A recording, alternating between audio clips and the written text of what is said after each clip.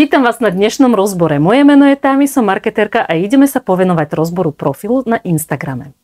Účelom nie je kritizovať, účelom je ukázať body, ako zlepšiť svoju vyhľadateľnosť, dohľadateľnosť a celkovú atraktivitu pre vašich potenciálnych followerov alebo klientov.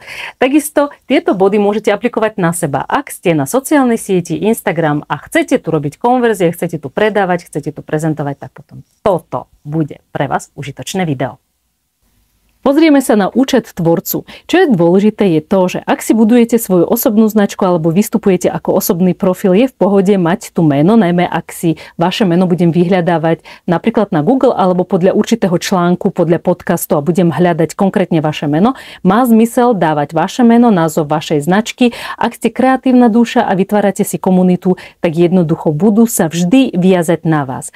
A preto moja otázka, prečo v avatar fotke takmer nevidím tvár, pretože všetko sa bude odvíjať od vás ako od človeka, ktorý túto na 3/4 obrazovky potrebuje mať jasnú tvár a pričom pozadie také, ktoré nebude mať nič rušivé, pretože my si vytvárame na sociálnej sieti vždy vzťah k určitému človeku. A navyše, ak v tomto účte tvoríte, čo máte v podstate Lea Authentic Being, je to určitý projekt, je to proste určité vyjadrovanie myšlienok, životný štýl, všetko je v pohode a dokonca môžete si získavať krásnu komunitu, ale ona vás nevie nájsť, nevedia vás nájsť na základe toho, čomu sa vlastne venujete. Ja absolútne neviem, o čom je tento účet, nepoznám vás, ale tu by bolo dobre dať kľúčové slova tej témy, o ktorej píšete. To znamená, že tvorím ilustrácie, cestujem, a mám komunitu XY, môžete odoberať a podporovať moju tvorbu, že vlastne čo tvoríte, pre koho, lebo tvorím, ani nerozumiem, čo je toto. Je tu ďalší účet ako Leona Kreatíva, ale musím byť veľmi motivovaná, aby som sa išla pozrieť na ďalší účet a snažila sa pochopiť, čo konkrétne tvoríte. Inšpirovaná prírodou, vyšším zmyslom, nerozumiem, živou flow a hravosti. To znamená, že tu v bio my potrebujeme vedieť, že ja ako follower potenciálny, ktorý tuto dá, že follow, držíme sa pod 7500 followingov, čiže žiaden mass following neodporúčam. Takže my keď máme tuto, že follow mám dať, čiže prvá konverzia je to, že o vás zistím, že sa pozriem, pochopím, o čom pojednávate a že dám vám follow, to je vlastne prvý krok dotyku, tak ja vlastne neviem, čo vy robíte. A to si vyžaduje to, že ani nemám tu žiaden napríklad YouTubeové video, nemám tu žiaden link, ja potrebujem mať nejaký link, že kde prejdem a pozriem si viacej a nemyslím tým ďalšiu sociálnu sieť. A tým pádom musím ísť sem a teraz poznaj tvorcu.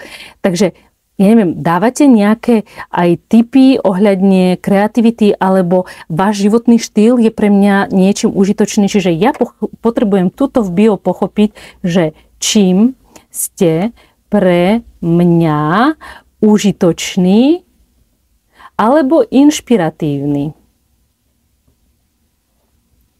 Ja potrebujem vedieť, prečo tu mám sledovať a čo konkrétne mám sledovať. Či si môžem niečo z toho stiahnuť, kúpiť, čo je tu výhoda pre mňa. A nemám tu žiadne možnosti sa s vami zoznamiť cez stories, ktoré by popisovali, že ja, môj príbeh, alebo že moje ilustrácie, alebo moje spolupráce.